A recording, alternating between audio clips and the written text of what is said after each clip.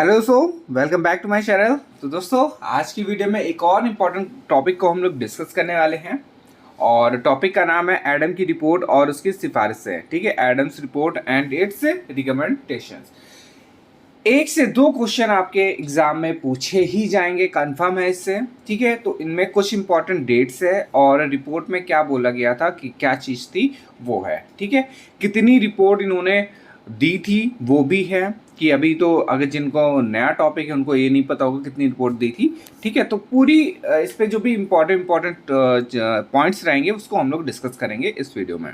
ठीक है, और जल्द ही आप लोग की आज देखिए स्टार्ट हो जाएगी एमसीक्यू सीरीज दूसरी वाली, या तो इजी नोट या तो फिर एग्जाम्स जो वो गोल्ड सीरीज है उससे। ठीक है, चलिए स्टार्ट करते हैं। देखिए, सबसे पहले इस पे दिया गया है कि जो इनका जन्म हुआ था, सॉरी हाँ, 1789 में स्कॉटलैंड के डफर लाइन्स नामक स्थान पर हुआ था। ठीक है, तो ये याद रखिएगा जो इनका जन्म हुआ था कहाँ, कब, किस प्लेस पे हुआ था पूछा जाएगा। तो कौन सी प्लेस हो जाएगी, स्कॉटलैंड के डफर लाइन्स नामक स्थान पर हुआ था। और कब हुआ था, 1789 में हुआ था। ठीक है, तो 1 याद रखिए, 789 याद रहेगा। फिर इसके बाद एक जो बहुत ही इंपॉर्टेंट है वो है इनकी पुस्तक इंडिया ईयर बुक। ठीक है, एडम्स ने प्रकाशित की थी और कब करी थी, 1827 में करी थी। ठीक है, तो इंडिया एयर्स बुक याद रखिएगा, इंडिया एयर बुक। ठीक है, इंडिया एयर बुक, तो इंडिया एयर और ये बुक IAS की जगह IAB हो जाएगा। ठीक है, तो आप इसको याद रखिएगा, इंडिया एयर बुक किसकी है, एडम की है। फिर इसके बाद है 1829 में इन्होंने क्या करा था, गवर्नर जनरल से लॉर्ड विलियम बेंटिक को शिक्षा सुधार की योजना बनाने से पूर्व, ठीक है, जब ये योजना बना रहे थे उससे पूर्व भारत की शैक्षिक स्थिति का सर्वेक्षण कराए जाने के लिए एक पत्र लिखा था। ठीक है, तो इन्होंने एक पहला पत्र जो था इन्होंने कब लिखा था, 1829 में। ठीक है, बट इनको कोई रिप्लाई नहीं मिला था, तो इन्होंने दूसरा पत्र लिखा था, तब जाके इनको एक रिप्लाई मिला था। फिर उसके बाद क्या हुआ कि भारत शिक्षा के प्रति एडम की रुचि को देखकर लॉर्ड विलियम बेंटिक ने 20 जनवरी सन 1935 को बंगाल की शैक्षणिक स्थिति का सर्वेक्षण करने के लिए इनको क्या कमिश्नर नियुक्त किया गया था। ठीक है, तो देखिए पहला जो पत्र लिखा था ये इस टाइम लिखा था 1829 में, बट इनको कोई रिप्लाई ना मिलने के कारण इन्होंने दूसरा पत्र लिखा। दूसरा पत्र जब लिखा तो इनको किसने बोला कि ये सब देखकर इनकी जो रुचि थी, इनको रुचि को देखकर लॉर्ड बेंटिक ने 20 जनवरी, ये याद रखिएगा डेट इंपॉर्टेंट है, 20 जनवरी सन 1935 को बंगाल की शैक्षणिक स्थिति का सर्वेक्षण करने के लिए कमिश्नर नियुक्त किया। ठीक है, ये हो गया। अब ये कमिश्नर नियुक्त हो गए। नियुक्त होने के बाद एडम ने अपनी रिपोर्ट गहन जांच और सर्वेक्षण के पश्चात 3 चरणों में प्रस्तुत करी। ठीक है, कमिश्नर बना दिए गए। अब इन्होंने अपना सर्वेक्षण करा, देखा सब चीज देख लिया। अब इन्होंने अपनी 3 रिपोर्ट प्रस्तुत करी। पहली रिपोर्ट प्रस्तुत करी थी 1935 में। ठीक है, इनको कमिश्नर बनाते ही इन्होंने रिपोर्ट प्रस्तुत कर दी। ठीक है, अपना देख दाग वाके कुछ भी करके रिपोर्ट पहली प्रस्तुत हो गई। फिर इसके बाद 1 साल बाद करी 1936 में, फिर 2 साल बाद करी 1938 में। ठीक है, तो ऐसे इनकी कितनी रिपोर्ट प्रस्तुत हो गई, 3 रिपोर्ट प्रस्तुत हो गई। ठीक है, अब मेरे ख्याल से इतना आप लोगों को समझ में आ ही गया होगा, थोड़ा बहुत तो समझ में आ ही गया होगा कि इनका जन्म कब हुआ था, 1789 स्कॉटलैंड के डफरलाइन नामक स्थान पर हुआ था। एक बुक लिखी थी इंडिया एयर बुक, और इन्होंने 1829 को एक पत्र लिखा था। किसको लिखा था, लॉर्ड विलियम बेंटिक को लिखा था, बट रिप्लाई ना मिलने के कारण इन्होंने दूसरा पत्र लिखा। और फिर इसके बाद दूसरे पत्र में जब इन्होंने लिखा तो इनकी रुचि को देखते हुए 20 जनवरी 1935 को इनको कमिश्नर नियुक्त कर दिया गया, और इन्होंने कमिश्नर नियुक्त होते ही 3 रिपोर्ट प्रस्तुत करी। एक 1935 में करी, एक 1936 में करी और एक 1938 में करी। ठीक है, ये हमारा इतना कंप्लीट हुआ। अब इसके बाद रिपोर्ट देख लेते हैं। आप देखिए एडम की प्रथम रिपोर्ट, जो पहली रिपोर्ट थी 1835 में, उन्होंने क्या बोला उसको देखते हैं। तो एडम ने अपनी पहली जो रिपोर्ट थी 1 जुलाई, यहाँ कर लीजिएगा, 1 जुलाई 1935 को प्रस्तुत की। इस रिपोर्ट में उन्होंने शिक्षा संबंधी आंकड़े दिए और इस आंकड़े को उन्होंने निम्नलिखित स्रोतों से व्यवस्थित किया था। ठीक है, पहला इस पे दिया गया फ्रांसिस बुकेन की रिपोर्ट, फिर है लोक शिक्षण समिति के अभिलेख, फिर है हैमिल्टन का east India gazette gazette budget होगा, और फिर इसके बाद है मिशनरी स्कूलों और कॉलेजों की रिपोर्ट, फिर है हाउस इंडिया हाउस लंदन के सर्चर्स द्वारा संकलित सामग्री, और फिर इसके बाद भारतीयों द्वारा लिखे गए लेख। तो ये सब पॉइंट को इन्होंने लिया और फिर इसके बाद अपनी रिपोर्ट प्रस्तुत करी थी। फिर इसके बाद अपनी इस रिपोर्ट में एडम ने बंगाल की शिक्षा व्यवस्था की निम्नलिखित 3 बातों पर अपना ध्यान केंद्रित करा। ठीक है, अब वो कौन सी 3 बातें थी ये भी देख लेते हैं। शिक्षा प्रदान करने वाले स्कूलों की कुल संख्या, जो भी शिक्षा प्रदान कर रहे हैं उनकी कितनी संख्या है। फिर इसके बाद दिया गया है कि स्कूलों का जनसंख्या के अनुपात में वितरण और उस समय की शिक्षा का स्वरूप। ठीक है, तो 3 बात इन्होंने ये बोली थी। फिर इसके बाद आप देखिए जो रिपोर्ट प्रस्तुत करी थी फिर उनमें क्या क्या बातें हुई हैं वो उस पर दिया गया है कि इस प्रकार एडम ने उस समय की शिक्षा व्यवस्था के संबंध में मुख्य रूप से निम्नलिखित तथ्य प्रस्तुत किए। कौन कौन से तथ्य थे अब उनको देख लेते हैं। ठीक है, उस समय बंगाल व बिहार की जनसंख्या लगभग 4 करोड़ थी। प्रत्येक गांव में एक विद्यालय था और उनकी संख्या लगभग 1 लाख थी। इस प्रकार प्रति 400 व्यक्तियों पर एक विद्यालय था। ऐसे ही देसी विद्यालय धनवान लोगों को घरों, गांव की चौपाल अथवा अन्य किसी स्थान पर अथवा देवालयों में चलते थे। इन विद्यालयों में बालक 5 वर्ष से 6 वर्ष की आयु में प्रवेश लेता था और सामान्यतः 10 से 11 आयु तक की वो निकल जाता था, क्योंकि शिक्षा का जो स्तर था निम्न होने के कारण पूर्व से ही वो छोड़ देता था। ठीक है, अब शिक्षा अच्छा नहीं होगा तो फिर जाहिर सी बात है बच्चे जल्दी ही छोड़ देंगे। फिर इसके बाद बताया गया कि इस विद्यालयों में पाठ्य पुस्तकों का भी अभाव था। जो बच्चे थे, जो छात्र पढ़ते थे, वो रेत जमीन या फिर भोजपत्र पर अक्षर ज्ञान करते थे, वह गुणाभाग सिखाया जाता था उनको। ठीक है, फिर इसके बाद दिया कि नैतिक शिक्षा का भी अभाव था, इस पर मॉरल शिक्षा कुछ भी नहीं थी। फिर पूरे बंगाल प्रांत में उच्च शिक्षण संस्थाओं की जो संख्या थी 1800 थी, अर्थात प्रत्येक जिले में लगभग 100 विद्यालय थे। फिर इसके बाद दिया गया है मुसलमानों की शिक्षा के लिए अलग विद्यालय थे जिसमें 6 से अधिक छात्र नहीं होते थे। हैमिल्टन के विवरण में 24 परगने में 190 उच्च मुस्लिम विद्यालयों का उल्लेख मिलता है।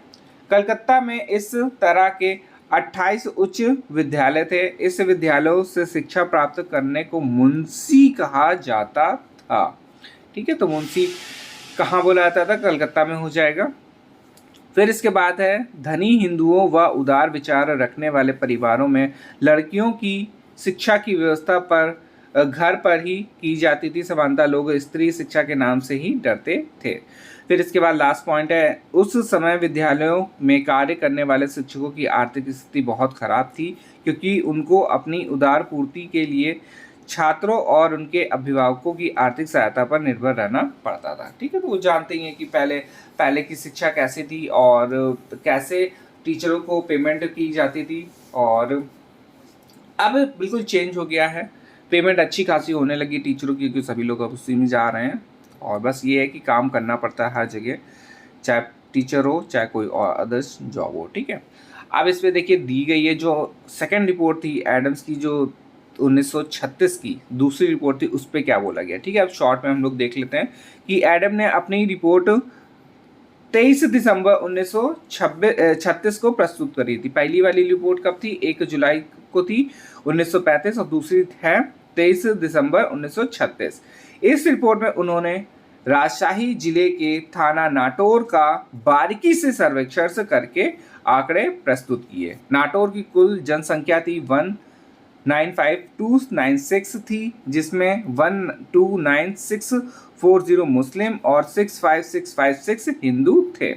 इस थाना क्षेत्रों में गांवों की संख्या 458 थी। एडम्स की रिपोर्ट के ये पूरा हटा दिए क्योंकि इस पर मैंने ऐड नहीं करा, बस ये समझ लिए कि एडम ने दूसरी जो रिपोर्ट करी थी वो कौन से ज़िले में करी थी या फिर कौन सा एरिया था, वो नाटौर का था। ठीक है, इसमें मुस्लिम बहुत ज़्यादा थे। तो फिर इसके बाद लास्ट रिपोर्ट जो थी, लास्ट रिपोर्ट तृतीय रिपोर्ट है 1838 में, और इसमें बताया गया कि जो प्रथम और द्वितीय रिपोर्टों से अधिक विस्तृत और महत्वपूर्ण थी। इसमें बताया गया कि यह 2 भागों में विभक्त करी गई थी। प्रथम भाग में एडम ने द्वारा एकत्रित किए गए 5 जिले, अब कौन सा था, मुर्शिदाबाद, बर्दवांस, वीरभूम, दक्षिणी बिहार और तिरहुत के आंकड़े थे, और दूसरे भाग में भारत की शिक्षा के सुधार करने के लिए सुझाव थे। ठीक है, तो ये हमारी अभी रिपोर्ट हो गई, जो 3 रिपोर्ट प्रस्तुत करी थी एडम्स ने 1935, 1936 और 1938। ठीक है, आप देखिए एक और इम्पॉर्टेंट पॉइंट है, उसको भी देख लेते हैं। इसमें दिया गया है कि शिक्षा, एडम के शिक्षा संबंधी सुधारों के विषय में सुझाव। ठीक है, क्या सुझाव दिए इसने, तो वो अब देख लेते हैं, फिर इस वीडियो को एंड करते हैं। इसमें दिया गया है कि एडम अपने अंतःकरण से शिक्षा के प्रसार द्वारा भारतवासियों का मानसिक और चारित्रिक विकास करना चाहते थे। ठीक है, क्या करना चाहते थे, उनका जो मानसिक विकास था और चारित्रिक विकास था उसका विकास करना चाहते थे। अतः देश की शिक्षा के संदर्भ में उन्होंने निम्नलिखित सुझाव दिए। ठीक है, चलिए देख लेते हैं 7 सुझाव दिए, वो कौन कौन से हैं। शिक्षा की उचित व्यवस्था के लिए क्षेत्रीय भाषाओं को प्राथमिकता प्रदान की जाए। इस कार्य हेतु भारतीय एवं पश्चात्य विद्वानों के सहयोग से पाठ्य पुस्तकों की ग्रेडिंग, प्रकाशन, मुद्रण एवं वितरण का कार्य संपन्न किया जाए। ठीक है, पहला पॉइंट में ये दिया गया था। सेकंड में है विद्यालयों के अध्यापकों के कार्य के निरीक्षण एवं निर्देशन के लिए प्रत्येक जिले में निरीक्षक नियुक्त किया जाए। ठीक है, कुल मिला के जितने भी हमारे टीचर्स हैं उनके ऊपर भी एक ऐसा होना चाहिए जो उनको देखे कि कैसे वो पढ़ा रहे हैं, कैसे कार्य कर रहे हैं। ठीक है, तो ये एक ज़रूरी भी होता है। जैसे कि कोई भी काम होता है, प्रिंसिपल हो गया, तो प्रिंसिपल क्या है, स्कूल को देखता है पूरा कैसे क्या सिस्टम चल रहा है। ठीक है, बट उसके भी ऊपर एक ऐसा होना चाहिए जो प्रिंसिपल लोगों को देखे। अब प्रिंसिपल को अगर कोई कुछ बोलेगा तो जाहिर सी बात है प्रिंसिपल ये तो चाहेगा नहीं कि स्कूल की रेपुटेशन ख़राब हो। ठीक है, तो वो अपने क्या बोलेगा, टीचर्स को बोलेगा। टीचर्स जब पढ़ाएंगे तो फिर स्कूल की रेपुटेशन बढ़ेगी, उसका नाम होगा। तो वो नाम किसका होगा, उसके नाम के साथ साथ उसका प्रिंसिपल का भी नाम होगा। ठीक है, तो इसी तरीके से आगे का प्रोसेस भी चलेगा। ठीक है, तो इसीलिए एक निरीक्षक की भी नियुक्ति किया गया, जिससे कि सारा, अब स्कूल के नाम होंगे तो जिले के भी नाम होंगे। तो कुल मिला के ये था कि आगे पूरा बढ़ाना उनको था। ठीक है, फिर इसमें दिया गया अध्यापकों के प्रशिक्षण के लिए नॉर्मल स्कूलों की स्थापना की जाए।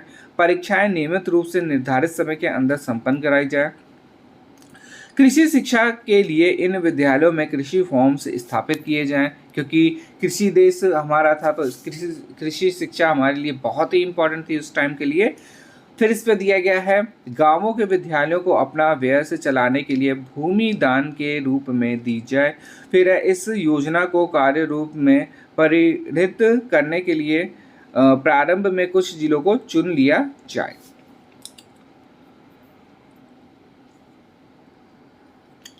तो ये था हमारा कुछ इम्पॉर्टेंट पॉइंट्स जो एडम्स के बारे में था। एडम्स रिपोर्ट्स हम लोगों ने तीनों देख ली, और इसके बाद जो शिक्षा संबंधी सुधार के विषय थे उनके जो उन्होंने सुझाव दिया था उसको भी हम लोगों ने देख लिया। ठीक है, तो आई होप कि कुछ पॉइंट्स तो आप लोग को याद हो गए होंगे इस वीडियो में ही।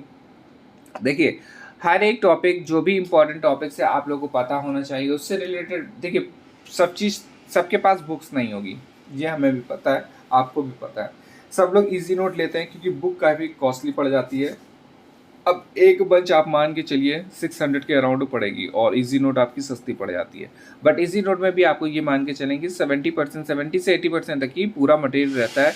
कुछ जो पॉइंट्स होते हैं वो बुक्स में होते हैं, क्योंकि उस पर ऑथेंटिक होती है बुक्स। तो ठीक है, तो ये कुछ इंपॉर्टेंट से टॉपिक्स थे जो आपको आने चाहिए। ठीक, तो इस वीडियो को हम लोग यहीं पे एंड करते हैं, और आई होप कि शायद आज से तो स्टार्ट हो ही जाएगी, कंफर्म है। एमसीक्यू सीरीज कोई ना कोई तो स्टार्ट कर ही देंगे। ठीक है, चलिए मिलते हैं नेक्स्ट वीडियो में। धन्यवाद।